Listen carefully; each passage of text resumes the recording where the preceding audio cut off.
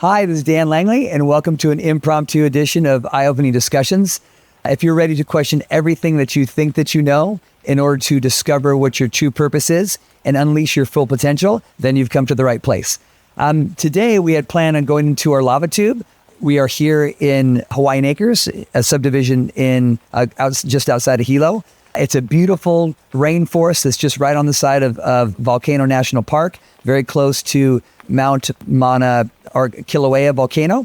And as we came here to descend into the lava tube to have some eye-opening discussions there, we've been stopped by a little bit of rain, and that happens in a tropical rainforest. But that brings up a lot of good topics of discussion, such as disappointment. Disappointment is simply the difference between your expectations and what actually happens in reality. So rather than be disappointed about the turn of events in Mother Nature, we decided to lean into that a little bit. Kind of do an impromptu session and change our expectations until the sun opens up and we can climb down in the lava tube. Yes. And so that brought up some interesting thoughts that you had right before we kind of got on air. Well, I wasn't Hawaii based, but sure. Today we started out with the plan and we had some fun little hurdles, and thankfully you had a rain jacket. Yeah. I greatly appreciate that. But we were talking about the phone because the phone was ringing. Yes, the phone. And I was like, hey, have you guys noticed that when you're trying to call kids right now, all of the kids have, well, most of the kids, at least in Oklahoma, has a zero tolerance cell phone policy. And I think I've been kind of complaining about that for a while, just that the kids are always snapping, and it seems like while they're in school, they're not really doing school type stuff. They're just kind of playing on their phones, which I guess is a good and a bad thing. So, well, I do think that there's a time and a place. And right now when I try to call, the first time I call, it automatically goes to voicemail because they have it on Do Not Disturb. And so the thing is all the kids have their phone on Do Not Disturb. So you have to call a second time and then it rings through, which is not a big deal, but they're at home right now. It's the evening time. And so I was trying to reach them. And so I know I have to call twice. And that kind of led down this path about, expectations in relationships. Oh, okay. Yeah. Because if you talk about like calling your spouse or texting your spouse or whoever you're dating or your best friend, that sort of thing, and all day long, you're kind of like giving them updates. Yeah. Like this morning at breakfast, at lunch, today at work, this just happened. And then we're in a society where in the end of the day, you get home. Yeah. And you've already told your whole day. And that kind of brings up an interesting point about as far as like how long marriages would last back in I guess, pre-technological times, where it's like they'd get up, they'd maybe have breakfast, they'd go start working their job at the fields, they'd come home maybe 8, 10, 12 hours later, and then they could tell their spouse or significant other about their day. And so they basically had much longer marriages because it took a lot longer to kind of do things. Absence makes the heart grow fonder. Makes you... Sure. Yeah. Well, I would say that we've almost compressed what would take 25 years in the past of getting to know and understand and appreciate your spouse into about 2 years. Some people know more about the other person just through a swipey than they would know in months of living with them. They put all their information out there and there's nothing left to dig in, or the version that they're trying to portray. Sure. And I think that does, I think both the situations offer kind of an optimistic perspective or a pessimistic perspective.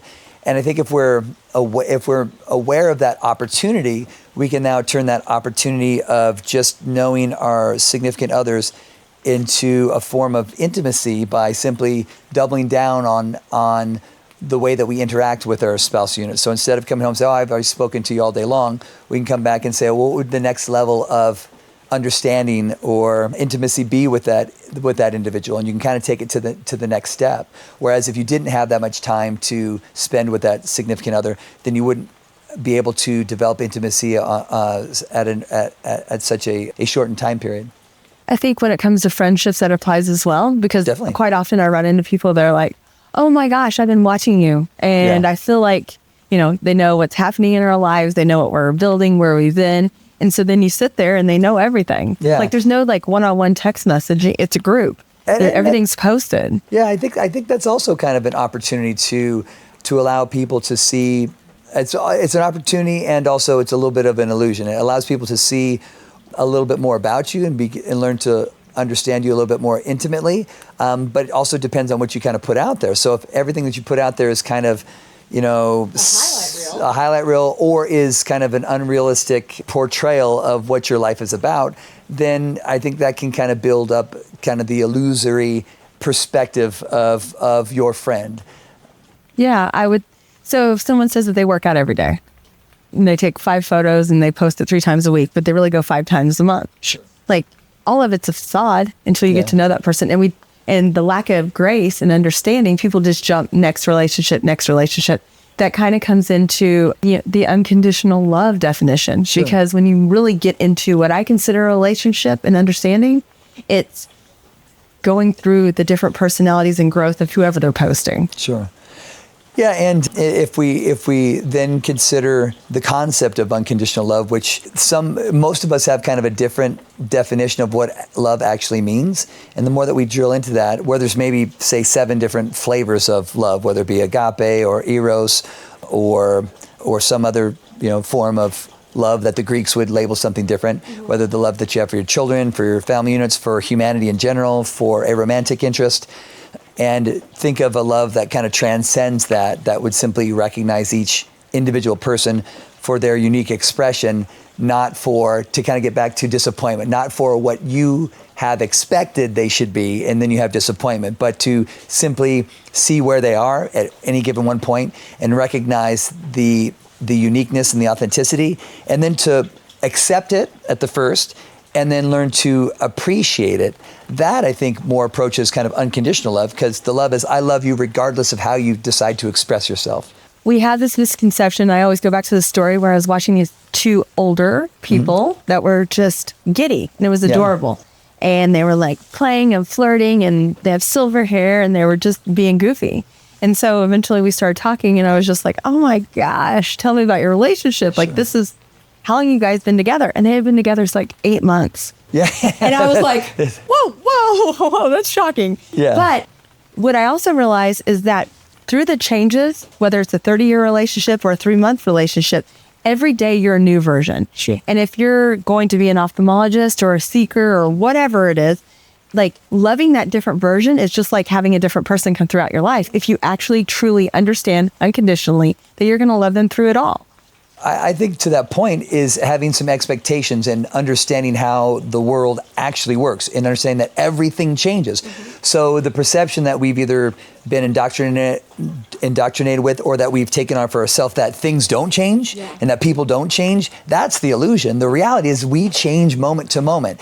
And if you want to get back into some of the esoteric philosophy, is that we change on kind of almost like 7-year cycles. It's like from 1 to 7, we have a certain type of energy. From 7 to 14, we have a different type of energy. And we kind of grow through that process. And so to somehow believe that reality, that our expectations for that reality should be the same and stagnant, we are setting ourselves up for disappointment. Tons of disappointment. Tons. And that's kind of like rolling with the punches and pivoting. And then when you come with a business, you need a lease, right? Sure. People negotiate leases all the time. It's like 3 years, 5 years, 5 options to renew. And you have to notify them within 12 months. Well, that kind of goes to a marriage. When you go into a marriage, you're signing this contract. Sure. Contract.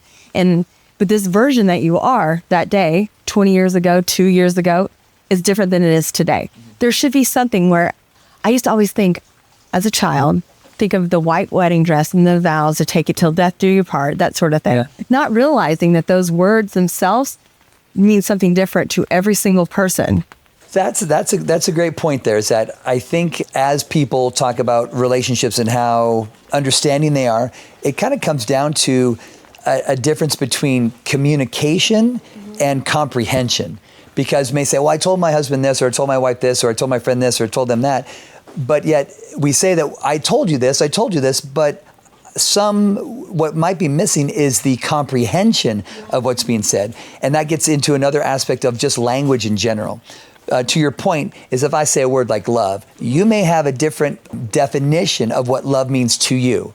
And I have a different definition of what love means. And when I'm speaking and I say love, I'm thinking that you are thinking my definition. And that causes all sorts of controversy and or disappointment when it turns out that your definition of love was completely different from mine. Well, is it fair to say like a lease? And I'm not saying that it has to be a business deal, but can't you renegotiate every few years to make sure you're aligned? Most marriage, that's how marriage kind of started, as a business transaction. And True. you know, kind of the grim side or the shadowy side of marriage was that it was kind of a business contract. It was like a receipt for sale. It's like you paid money to either sell your daughter off or for your husband to buy your daughter, depending on the culture that you're in. Right. So let's kind of make sure that we put, it's only more of a recent evolution of the term marriage that we have romanticized it, as opposed to its dark beginnings where it was a slave contract, right? It was like, I'm buying a piece of property, right? And so we forget that. And so to kind of make sure that we understand that a marriage contract, that's what it was. And only more recently have we brought in the idea of romance. And is it to kind of subtly hide the origins of what a marriage was, so that now I'm contractually obligated to you, you're contractually obligated to me, and that removes some of the individual sovereignty, because now it's like, well, now I own you, meaning that I get to say what you can think and feel, right? Yeah. And you get to say how I think and feel.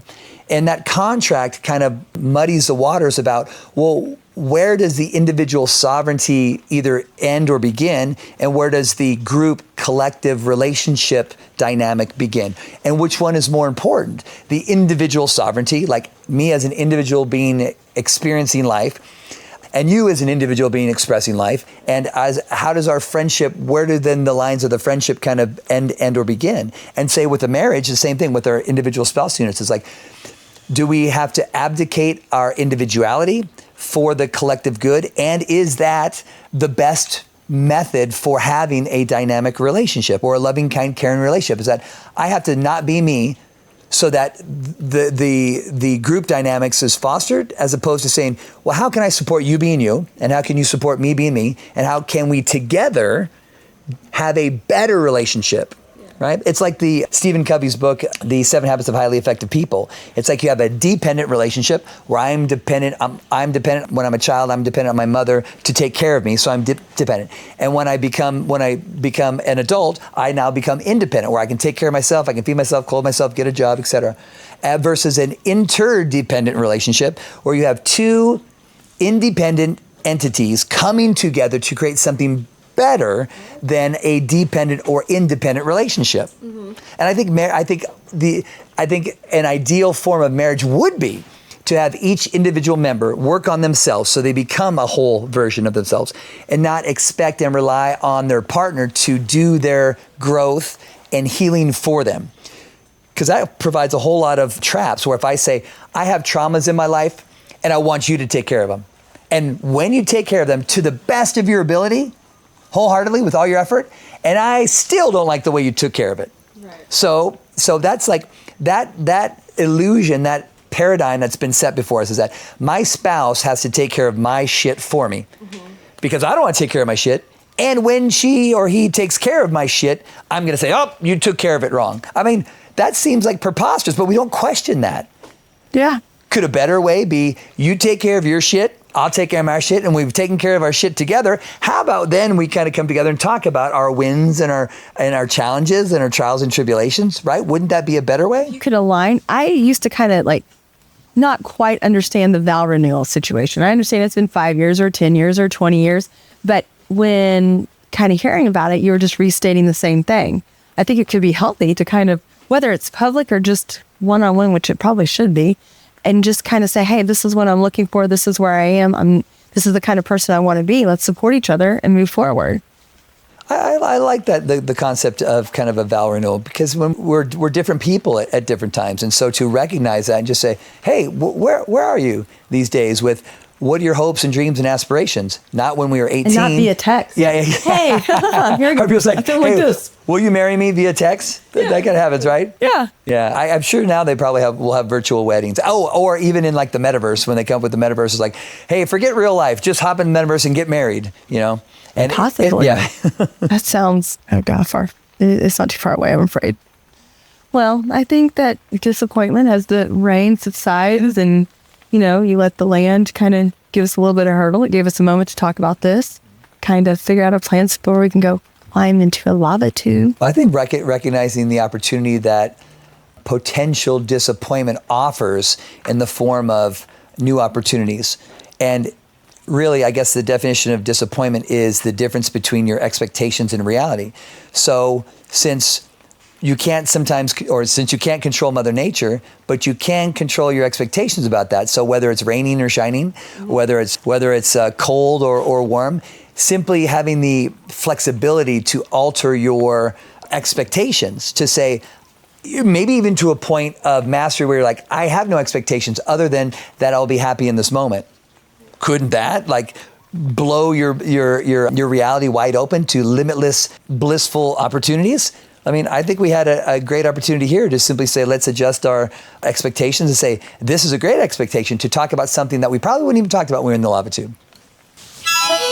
Wise words by Dan Langley. Where'd you get a harmonica? Oh my God, this girl's crazy. Well, I want to thank you for joining us for this quick impromptu episode of Eye-Opening Discussions. Again, as I said, if you are ready to question everything that you think that you know about relationships, about expectations and disappointment, to ultimately discover what your purpose is and to unleash your full potential, you've come to the right place. And join us next episode where we're going to descend deep into the bowels of the earth and discover the spring of renewable energy. Disclaimer, marriage isn't a disappointment. The force that is the Hawaiian Islands. So see you next time.